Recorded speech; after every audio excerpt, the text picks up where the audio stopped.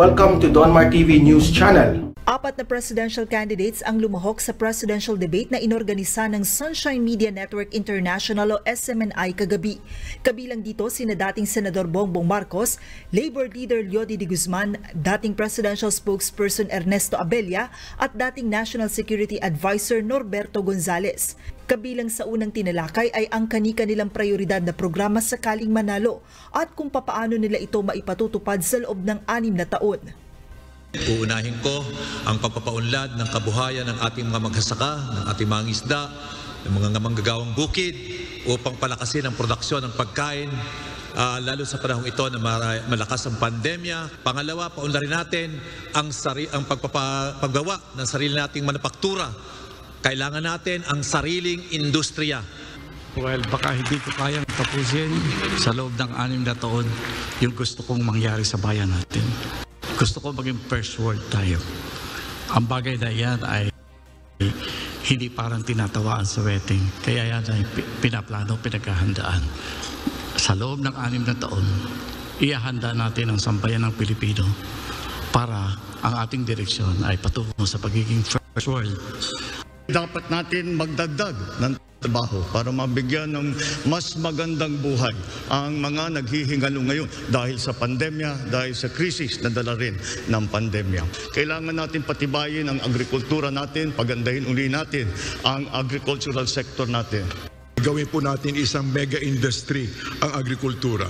Hindi na po siya basta paigtingin, kundi gawin po talaga natin siyang isang mega industry para in one blow masagot po natin ang mga pangailangan from research and development, all the way to production, all the way to farm gate prices, all the way to marketing, all the way to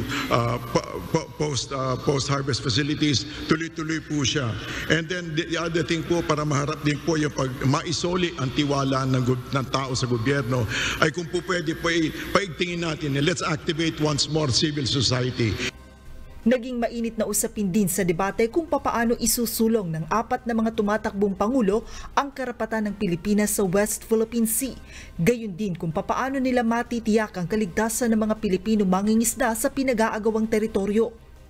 What we'd like to do is, we're planning to set up a board of agricultural investment who could probably bridge a conversation with this competing interests with Vietnam, let's say, or China, so that we can come to some sort of an agreement. We can have a conversation and allow them to be able to fish peaceably. We'd like to begin first by bridging those gaps between countries and not just allow tensions to fester on the sea, on the waters. Tingin ko dapat gamitin natin yung panalo natin sa International Tribunal at kakampihin natin yung mga iba pang mga hinaharas ng China dito sa Southeast Asia. Tutulungan natin sila economically. Ilalabas natin sila sa panganib. Pero haharapin natin ang China. Magpadala naman tayo ng Navy o kahit na Coast Guard para merong military presence, meron tayong presence of the state na nandoon, na nasa lugar na yun. Pangalawa, puntahan natin ang ASEAN at magpatulong tayo sa ASEAN. Dahil ang ASEAN ay meron din binubuo na code of conduct para sa ASEAN at saka sa China at sana maipasa na yan. Punta pati tayo sa UN at magpadala tayo ng delegation sa Beijing para kausapin ang Presidente Xi at sasabihin paano ba natin ayusin ito at paano ba natin gagawin para hindi na maulit itong nangyari sa nakaraan. Pagdating naman sa usapin ng Statement of Assets, Liabilities and Net Worth, sang-ayon ng 4 na mga tumatakbong pangulo na isa publiko ang kani-kanilang SALN kapag naupo sa pwesto. Sa huli, ipinahayag ng mga kandidato ang dahilan kung bakit sila ang dapat na iboto ng publiko. Hindi naman sumali sa debate ang 4 na iba pang presidential aspirants. Si Senators Manny Pacquiao at Ping Lacson ay dahil sa personal na dahilan, habang si Vice President Leni Robredo at Manila Mayor Isko Moreno naman ay dahil sa mga nauna ng aktibidad. In interview ng TV5 ng One News, etong si Isko campaign strategist Lito Banayo. Kung hindi nyo po alam, si Lito Banayo, Yan din yung campaign strategist ni Alan Peter Cayetano dati. Tapos ngayon, alam mo sabi ni Lito Banayo, wait nga lang, kunin ko lang. Ito yung quote na sinabi niya.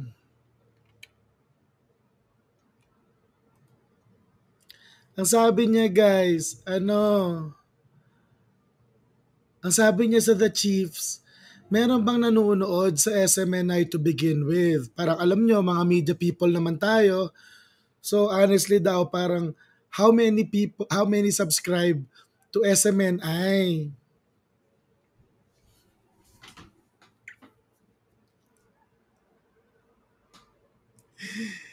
Yun ang patutsada ni Lito Banayo. Guys, campaign strategist to ni Isko. Campaign strategist. So, tingnan natin ito. So, merong YouTube channel, itong One News. I mean, real talk lang po, no? So, nagpapa-interview si Lito Banayo sa One News. Tapos yung One News, pinublish sa kanilang YouTube channel. How many people subscribe to One News? Sabi ni, balikan ko yung sinabi ni Lito Banayo, meron bang nanonood sa SMNI to begin with? How many subscribe to SMNI? Yun yung sabi. Tapos sabi ko, saan kuweba ba nakatira itong si Lito Isko, pag ganyan yung campaign strategist mo, sabog. Tingnan mo, nagpapa-interview siya, ilan ba subscriber ng One News? Scroll up lang natin guys. Zoom in. 107,000 subscribers. 107,000 subscribers. Tandaan nyo 107. 107. Punta tayo sa YouTube channel ng SMNI. 696,000 subscribers. So, lalaitin ni Lito Banayo ang SMNI kasi kesyo konti lang daw yung subscribers. Samantala yung subscribers ng SMNI mahigit 6 times ang dami ng subscriber nung istasyon kung saan siya nagpapa-interview.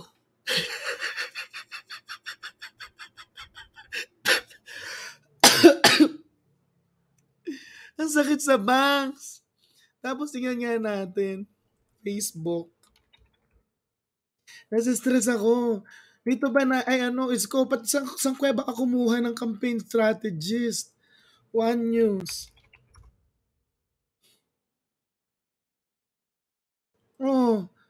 Mga bakla. Real talk lang din Ito po yung page ng One News One News. Ilan ba subscriber ng One News? 538,000 daw yung follower. 539,000. Ilan ba yung SMNI? Dali lang, kunin ko lang para sa inyo.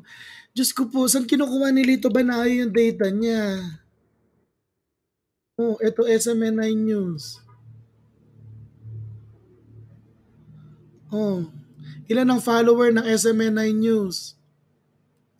986. Alam niyo kung ba't nagkaiba yung like at saka follow? Nagkaroon ng bagong sistema rin sa new Facebook pages, yung parang ganon, yung new pages experience. Pag finalo mo yung Kembot, hindi automatic na nagla-like pero nakikita mo yung mga posts nila. So nakasubscribe ka. So sa One News, 360,000 likes. SMNI, 438,000 likes. Sa One News, 539,000 follows. Sa SMNI, konting kembot na lang, 1 million follows na. Tapos sabi ko, saan kuweba nakatira itong si Lito Banayo? Sabi mo na uuntian ka sa subscriber ng SMNI pero yung 107 nadadamihan ka? I mean, real talk lang po sir. nauuntian ka sa 900, almost 1 million, pero nadadamihan ka sa 539,000. Yung totoo lang po, sir, alam niyo yan, si Lito Banayo, nagmeko Taiwan, yung parang natin de facto embassy natin sa Taiwan. So, ibig sabihin po, ilang taon, medyo malayo yan sa Pilipinas. Sir, out of touch ka na? Actually, kahit nung nagmeko ka sa Taiwan, dapat, alam mo na nung panahon ni Pangulong Duterte, di ba, ikaw din yung nag-handle nung dumikit si Cayetano kay Duterte. Alam mo, halaga ng social media. Bakla ka ng taon na nangyari. Ba't Mama, anong planeta ka nakatira? Tapos, who the heck is Lito? Si Lito po ang campaign strategist ni Isko Moreno. Tapos eto na. So eto meron bang nanonood sa SMNI to begin with? How many subscribe to SMNI? So chinek ko ngayon guys yung numbers ng SMNI presidential debates. Nasaan ba yun? Ito yung presidential debates. So sa SMNI presidential debates, ayan, live. SMNI presidential debate, Kembot. Paano ba ito i-hide? Yung top chat, hide chat replay. Ayan. Live, SMNI presidential debate 2020. Sinabi niya, note ha, sinabi ni Lito Banayo to, yung video ng The Chiefs, in-upload today lang. Pero nag-air yung The Chiefs yesterday. Tapos so ibig sabihin, most likely, sinabi yun ni Lito Banayo bago mangyari yung presidential debate. Okay. Ngayon, pag tinignan ninyo, ito 1.7 million views na. Ay, hindi na 1.7 million views na itong SMNI na presidential debate. Sa YouTube pa lang yan. 1.7 million. I-note natin. Calculator. 1.7. Tapos, doon sa Facebook, na siya guys? 1.8 million views na. Plus 1.8 million views. So, meron na siya in total na 3.5 million views. Sino namang matinong tao yung manonood na sa SMNI nung debate ng 4 hours, panoorin pa ng 4 hours doon sa YouTube. Most likely, yung intersection ng nanood sa both YouTube at saka Facebook, napakaliit. So, it's safe to say na yung 3.5 na to, more or less, yung 3.5 million viewers na to, more or less, yung mga unique viewers. Pero syempre, meron din naman dyan yung mga gitna, tapos titigil, tapos manonood ulit. But the same works. Alam mo, sabi ko, okay, so sabi ni Lito Banayo, sino ba naman nanonood sa SMNI? Ganun daw, Keme. Tapos ako naman, alright, ilan ba saan ba lumitaw saan ba yung mga lugar na sinasabi ni Lito Banayo? Siguro siya strategist, no? So yung sinasabi ni Lito Banayo na significant yung audience. So example, kay Boy Abunda. Don't get me wrong ha, I actually like yung mga yung Boy Abunda series. I like it Good job Boy Abunda. Ang ganda ng actually tinaasan niya yung level kumpara ron sa Fun with Flags ni Jessica Soho. Pero eto na, tinignan ko yung Boy Abunda. Ilan ba yung view ni Boy Abunda rito? 3.642 million lang. 3.6 million lang, tapos, hindi naman sa minamalit si Boy Abunda, real talk lang po. 3.6 million views lang, tapos kailan pa to? Kailan pa ba tong date? January 27. So, na po, mga 20 days, more or less 20 days na to. 20 days. Ito pong SMNI, 20 hours pa lang, katapat na yung hits ni Boy Abunda. Tapos, yung kasing Boy Abunda na Facebook, ito yata yung official ni Boy Abunda na Facebook. yung official ni Boy Abunda na faith, edi may isang nag-text sa akin lang yaka, fan with flags. Totoo namang fan with flags yung nangyari kay Jessica. So ano to? Chinese flag? Ano to? US flag? O de fan with flags? Alright, moving on. So tingnan nyo to. Ito yung page ni Boy Abunda na sa Facebook apparently kasi hindi siya nagpa-verify pa sa Facebook eh. Pero ito kasi in-upload niya February 3 lang, so medyo panis na. Panis na yung issue kasi January 27 pa yung interview. So far, 6,000 views pa lang si Kuya Boy. 6,000. So negligible yung number. So ang sinasabi ko rito, yung campaign strategies niya, ang feeling niya, mas malakas pa ang view. Ganun ba?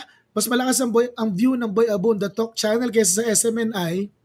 Samantala, yung interview ni Isko na one-on-one sa SMNI ay sa Boy Abunda Channel, 20 days old na, 3.6 million. Tapos yung collective views ng SMNI presidential debate in just 20 hours. Mga bakla. Tumotal na ng 3.5. I mean, Isko, alam mo naman na hinaharot lang kita. Hinarot lang kita pero wala akong personal na galit sa'yo. Kahit yung ibang mga tao mo dyan, sa campaign team mo, kaibigan ko pa. Oo, walang biro po ito. May mga tao sa campaign team ni Isko na close na kaibigan ko. Na alam mo yun, chill lang kami. Talagang ganyan ang politika, away-away. Ito, this is dun sa mga tao ni Isko dyan, sa campaign team niya na kakilala ko. Ito, this is coming from a friend. Ha? Si Baquinho niya si Lito, walang alam yan. Out of touch na si Kuya. Sino nag-data analytics sa inyo? Wala. Nakakaloka. Hindi. Tapos eto pa. Nag-number crunching ako ng very light na hindi ko nga ako notepad, baka magkawalaan yung notes ko. Notepad, ayan. So, 3.5 million views. Kung nga tayo, dali lang. Google Sheets tayo, guys. Blank sheet.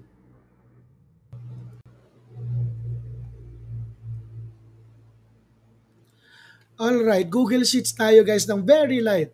So meron yung collective viewers ng SMNI more or less 3.5 million views, no? So gawin lang natin, guys, sabihin natin na may mga lumundag doon. Ibig sabihin yung pinanood yung first hour, tapos umalis muna ng 1 hour kasi nag-toothbrush, tapos bumalik na naman an hour later, kunwari lang. So ilagay na lang natin, guys, sa moderate estimate na 3 million views. No, if natin, control minus pala yun, sorry. Lagyan natin sa 3 million, SMNI views. 3 million. Okay. Ewan ko kung sino nag-data analytics sa inyo, pero anak ng tinapa naman, guys, ha? Asan ba may comma? Lagyan natin comma. Wala ba may comma dyan? Nakalimutan ko na yung may comma. Custom number format. Nakaloka. Yan nyo na nga. Basta 3 million views. Natamad na ako maghanap. So, ang SMNI views, 3 million. Now, sabi po ng COMELEC, ilan ba ang total voters? Total voters 2022. Elections Philippines. Approximately 65. The commission tallied 65745 529. 65745 529. Na, ito yung tally. Total voters. Na, tapos, ano ba yung voter turnout noong 2016? 2016 presidential elections. Voter turnout. Mali, Amerika binigay sa akin. Philippines. 81.5%. So, 0.815 ang voter turnout.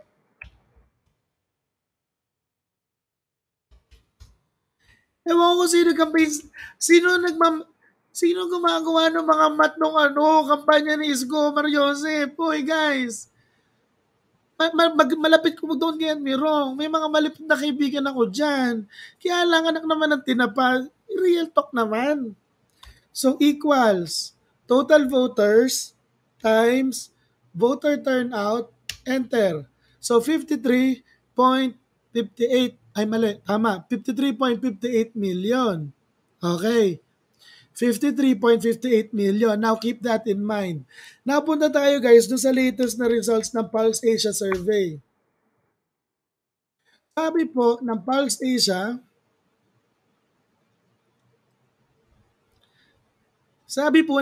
Asia, si Isko Marcos Jr. leads latest Pulse Asia survey for presidential chem route. Marcos 60, Rob 16, Manny at saka Isko tig 8. So 8%. No, 8%, 8% si Isko.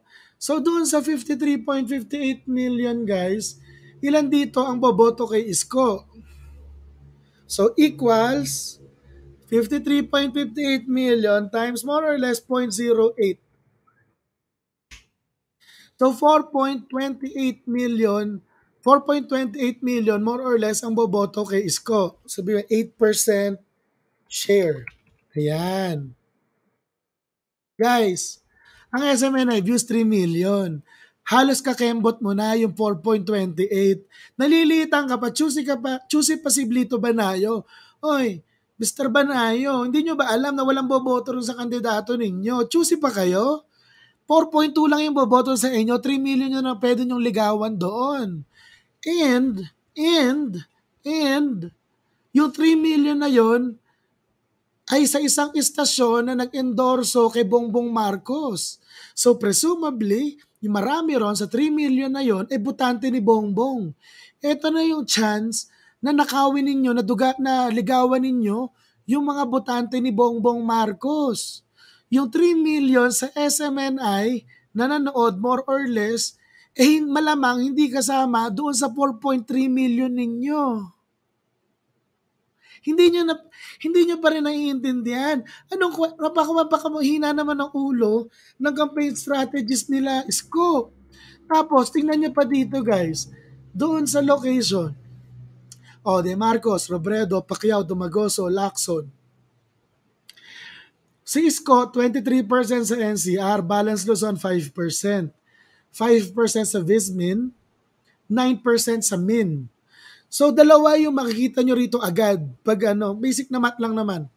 First, yung 3 million na to, na makabongbong ito. Na?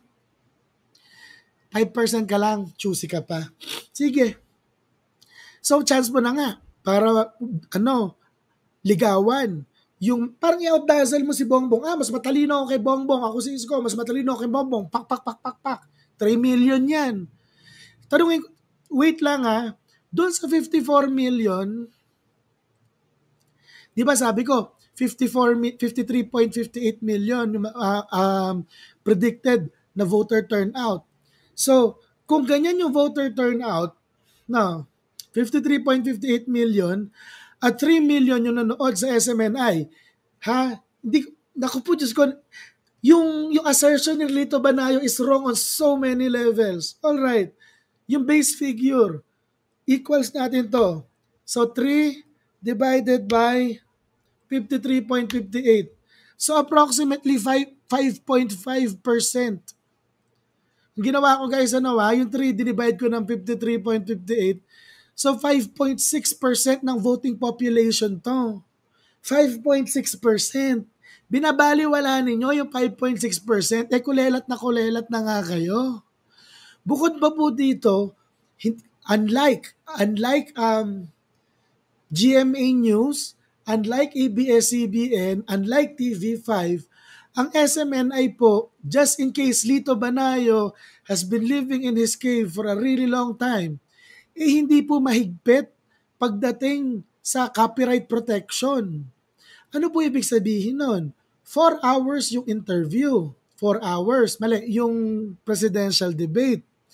E di syempre, ang daming mga vlogger, ang daming mga social media pages, ang magcha-chop-chop, ang magki-clip-clip nung presidential debate na yon. So magkakaroon pa ng multiplier effect kasi yung mga magki-clip, yung mga mandudugas ng content ng SMNI, hindi maka-copyright strike. Naiintindihan nyo ba? So yung 3 million na to, lalaki pa lalo yan. Yun nga lang nandugas dun sa SMNI na yung round 1, kinlip nila yung round 1. Ano nangyari? Meron ako nakita 40,000 shares na. Hindi ko naiintindihan sino gumagawa ng mathematics and statistics diyan sa data analytics team ni Isko, or baka mamaya ang mas mahalaga pang tanong, may data analytics team ba si Isko? Ayan po, nagsusumigaw yung mga number. Bukod pa dyan, balik pa tayo ron sa Pulse Asia Survey.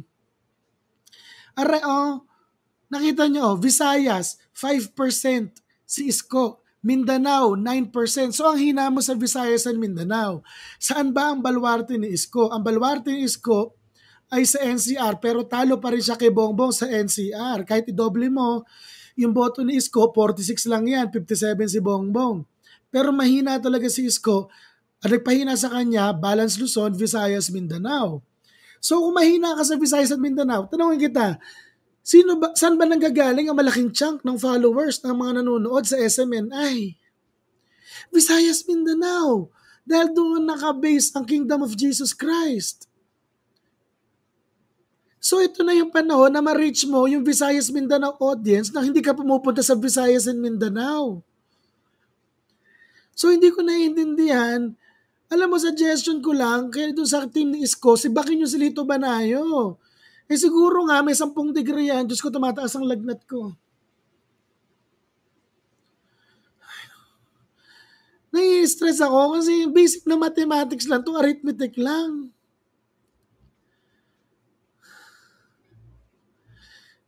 Saang planeta kumuha ng numbers etong si Lito Banayo? Grabe, alam mo talaga Lito Banayo, I'm dying inside to fire you. I'm dying inside to fire you. Impacto ron. Diba? Parang ano ba? Nagpunta pa daw si Isko sa Samar. Nagpunta daw sa Samar Province. Sorry po, ilan ba botante sa Samar? May 3 million ba na botante sa Samar? Real talk? I mean, love ko po ang mga waray. Dahil si Crisette, waray yun eh. Pero Tacloban yun, late eh. Pero gano'n na rin yun. Pero Diyos ko.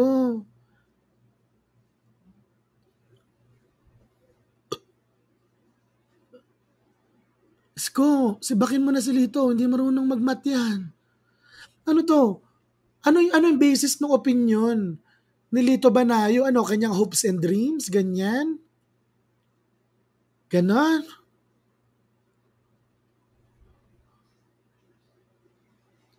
Alam mo, Lito Banayo, Mr. Lito Banayo, feeling ko gutom lang yan. Gutom lang yan. So sasayawan na lang kita kasi gusto kitang pakainin eh. So, 1, 2, 3, 4. Ganun pa rin. Ganun yun eh. Di ba may pa ganon? I was dying inside to hold you. Tapos pag gano'n mo dyan, bigla kang bubuela pag gano'n. I couldn't believe. Gaganyan ka. Tapos pupunta ka papunta ron. What I felt for you. Up! Tron. Isko, fire your campaign strategist. Find somebody else because he is just plainly out of touch with reality. I think he's been in Taiwan for too long na he doesn't know how Philippine media works anymore. So good luck with you guys. If you're contented with just 8%, then go. Good job. Makabongbong na ako. Ako din. Maganda. Panalo si Bongbong. Pero Lito, kapi-kapi ka nga, kapi-kapi. Nang kabahan ka naman. Again ako po si TP. Hindi nasa math. Arithmetic lang naman to. Hindi naman ako nag-Gaussian, Kembular, Bayesian, Kembular. Hindi naman ako nag-ganon.